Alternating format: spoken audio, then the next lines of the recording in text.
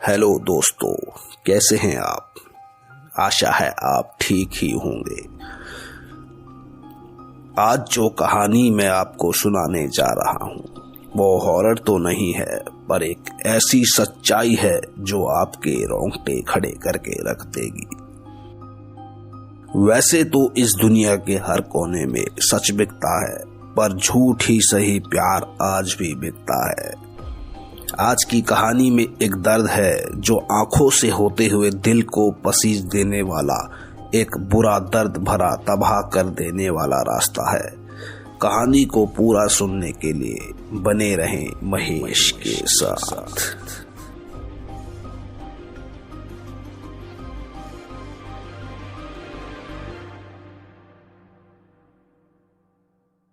राजेंद्र और उसकी बीवी नीलम और उनके दो छोटे बच्चे मोनू और पिंकी। राजेंद्र के पिता अब इस दुनिया में नहीं है और अब वो अपने परिवार के साथ रहता है। अगर परिवार में कोई बचा है तो वो है राजेंद्र की माँ रोमती देवी, जो 75 साल की हो चुकी हैं और उनका स्वभाव हद से ज्यादा भोला और मन सच्चा था। दादी हमेशा राजेंद्र, नीलम और बच्चों का बहुत ख्याल रखती थी और बच्चे तो बस दिन रात दादी दादी की रट लगाते रहते। बच्चे अक्सर दादी माँ के साथ ही सोते थे। एक बात खास थी कि बिना दादी के वो कभी सोते नहीं थे।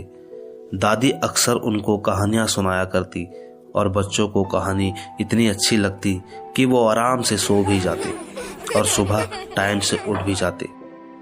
एक बार की बात है, बच्चे अपना स्कूल टाइम खत्म करके घर आए तो जब उन्होंने दादी को घर पर नहीं देखा तो माँ से पूछने लगे, माँ दादी कहाँ है। मोनू की माँ ने बड़े प्यार से कहा, बेटा दादी तो कहीं गई है, कल शाम को ही लौटेंगी, तब तक तुम जाओ पढ़ाई करो। इतना कहकर मोनू दौड़ता हुआ सीधा अपने कमरे में चला गया और पूरा दिन खत्म हो जाने के बाद अब रात का वक्त आ चुका था। नीलम ने बच्चों को कमरे में जाकर सो जाने को कहा, पर बच्चों ने जिद करी, मम्मा हमें कहानी सुनाओ ना, वरना हमें नींद नहीं आएगी। नीलम ने हंसते हुए कहा, अच्छा ठीक है, चलो मैं तुम्हें कहानी सुनाती। एक बार की बात है, दो छोटे बच्चे हमेशा पढ़ाई करते रहते थे। वो हमेशा पढ़ाई करने के साथ क्लास में फर्स्ट भी आते थे, पर वो दोनों बहुत शैतान थे। एक बार वो दोनों खेलते खेलते कुएं के। नीलम ने बच्चों को कहानी लगभग 1 घंटे तक सुनाई, पर बच्चों की आंखों में नींद का कोई नामो निशान नहीं था। नीलम ने ऐसा देख बच्चों से कहा, चलो बहुत देर हो गई, सुबह स्कूल जाना है कि नहीं। नीलम ने बच्चों को चादर ओढ़ी और अपने कमरे में चली गई। आधा घंटा और बीत गया, पर बच्चों की आवाज अभी भी कमरे से लगातार आ रही थी। नीलम ने सोचा कि वो एक बार जाकर चेक करे कि बच्चे आखिर सो क्यों नहीं रहे। रोज तो वो टाइम पर सो जाया करते, तो आज ऐसा क्या हुआ। नीलम आगे बढ़ी ही थी कि उसके मन में एक सवाल आया कि आखिर माँ बच्चों को ऐसी कौन सी कहानियां सुनाती थी जो उन्हें नींद आ जाती थी और वो सुबह टाइम पर उठकर स्कूल भी चले जाया करते। नीलम ने कमरे में पहुंचकर आखिर बच्चों को डांट लाकर सुला ही दिया। अगले दिन जब बच्चे स्कूल से वापस आए तो दादी को घर पर देख चिल्लाते हुए दादी के पास चले गए। नीलम बच्चों का ये व्यवहार देखकर थोड़ा चिढ़ गई। उसको लगा कि बच्चे उससे दूर हो रहे हैं। अब नीलम हर छोटी बात पर बच्चों को खुद से दूर होता देख रही थी और दादी को इस बात की भनक भी नहीं थी कि घर पर उनको लेकर कोई ऐसा भी सोच रहा है। बच्चे अक्सर अपना ज्यादातर वक्त दादी के साथ ही बिताते। एक रात की बात है, नीलम को दादी के कमरे से आती हुई बच्चों की आवाज से तंग आकर कमरे में जाकर बच्चों को बड़ी डांट लगाई और माँ को खरी खोटी सुना डाली। इतना सब होने के बाद अगली रात नीलम ने दूध में जहर मिलाकर दादी को पिलाना चाहा।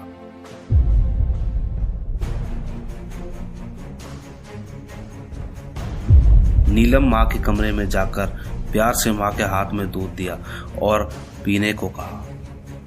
माँ ने दूध लेकर दरवाज़ा बंद कर दिया और सोचा कि आज तक तो कभी ऐसा नहीं हुआ, तो फिर आज ऐसा क्यों। माँ ने दूध को खिड़की से बाहर फेंक दिया।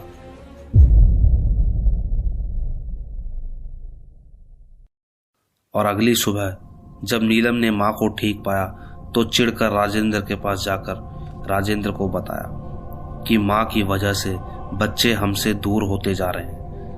राजेंद्र नीलम की बातों में आ गया और उसने फैसला किया कि वो कहीं घूमने का प्लान बनाएगा और वहीं कहीं माँ को छोड़ के आ जाएगा। राजेंद्र ने एक बार भी नहीं सोचा कि वो माँ से बात करके देखे, और तो और नीलम की बातों में अंधा होकर इतना बड़ा फैसला ले डाला। कुछ दिन बीत जाने के बाद राजेंद्र ने घूमने का प्लान बनाया और सब लोग खुशी खुशी गाड़ी में बैठकर चल दिए। 150 किलोमीटर दूर जाने के बाद राजेंद्र ने गाड़ी रोकी। सब एक एक करके गाड़ी से उतरने लगे और घूमने लगे।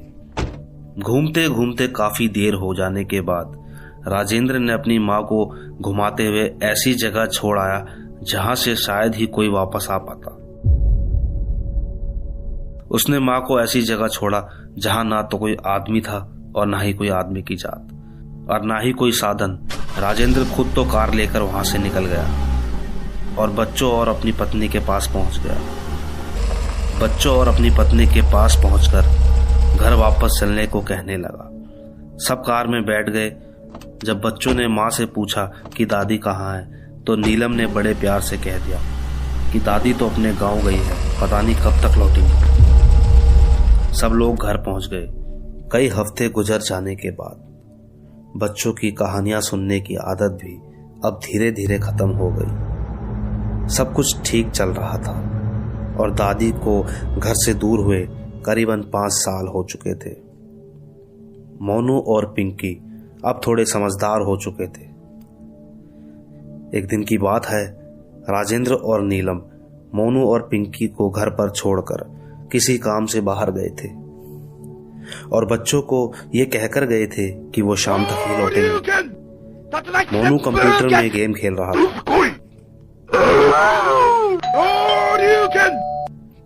कि उसे गेम के शोर में बैल की आवाज सुनाई ही नहीं दी, पर पिंकी ने जब दरवाजा खोला तो वो डर से चिल्ला गई। पिंकी ने देखा कि उसके सामने एक बूढ़ी सी औरत, लंबे बिखरे बाल, चेहरे पर झुर्रियां और बड़े बड़े नाखून। ये सब देख पिंकी चिल्ला उठी थी। मोनू ने चीख सुनी तो दौड़कर बाहर की तरफ आया। मोनू 2 मिनट तो ऐसे खड़ा रहा जैसे कोई मोम का पुतला हो। अचानक मोनू की आवाज निकली, दादी?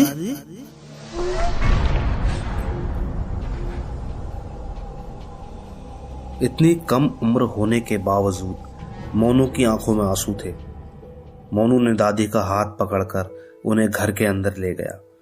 मोनू और पिंकी ने मिलकर दादी के नाखूनों को काटा और अच्छे से बाल बनाकर दादी को नई साड़ी पहनाकर आराम से बैठा दिया।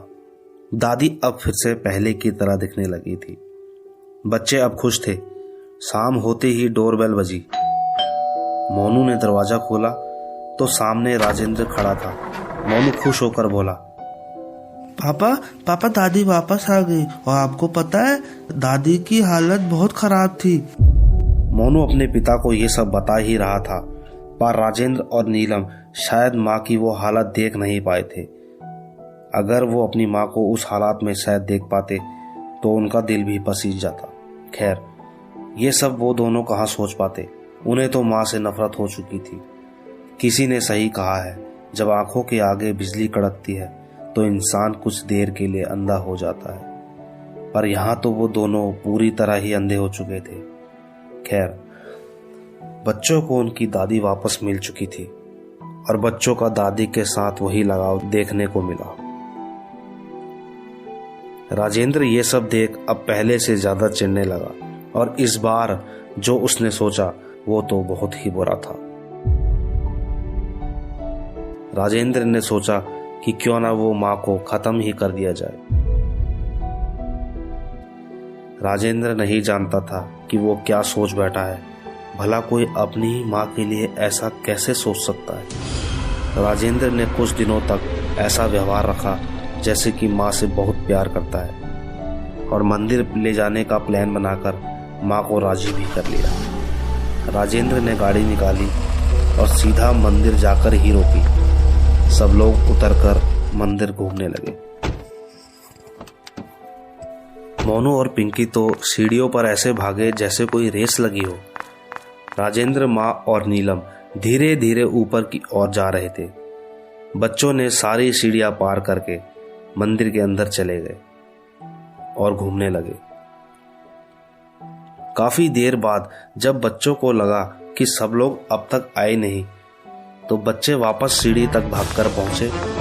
उन्होंने देखा कि उनके पिता ने दादी को सीढ़ियों से धक्का दिया और दादी एक के बाद एक सीढ़ियां नीचे उतरकर गिरती जा रही थी।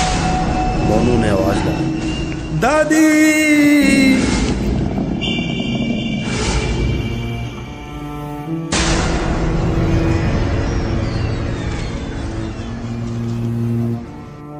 राजेंद्र ने जब ऊपर की ओर देखा तो हैरान रह गया। उसे ये डर था कि कहीं बच्चों ने उसे धक्का देते हुए तो नहीं देख लिया।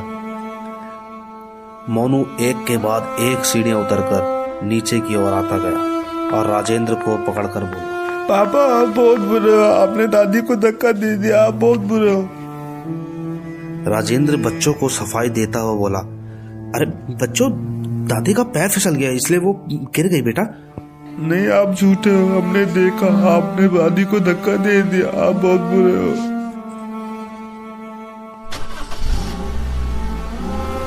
राजेंद्र नीलम और बच्चों को लेकर वहां से चला तो गया, पर मोनू और पिंकी दोनों खामोश बैठे रहे। इतनी कम उम्र होने के बाद भी उन्हें अपनों के खो जाने का एहसास था।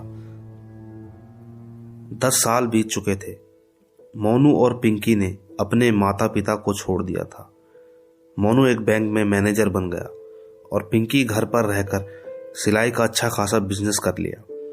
मोनू और पिंकी दोनों ने वृद्ध आश्रम से अपने लिए एक दादी गोद ले ली, जिसमें उन्हें अपनी वो दादी नजर आती थी जिसे वो 10 साल पहले खो चुके थे। एक रोज की बात है, पिंकी सिलाई का काम कर रही थी कि अचानक डोरबेल बजी। मोनू आज घर पर ही था। मोनू ने दरवाजा खोला तो पाया सामने राजेंद्र खड़ा है। मोनू देखता रह गया। कुछ पल तो मोनू ने अपने पिता को देखा। राजेंद्र के पुराने से कपड़े, न जाने कितने दिन से नहाया ना हो, बिखरे बाल देखकर मानो ऐसा लगता जैसे कोई भिखारी हो। पर मोनू पहचान चुका था। अंदर से पिंकी बोली, कौन है भैया? मोनू ने कहा, कोई भिखारी है शायद, कोई भिखारी है शायद।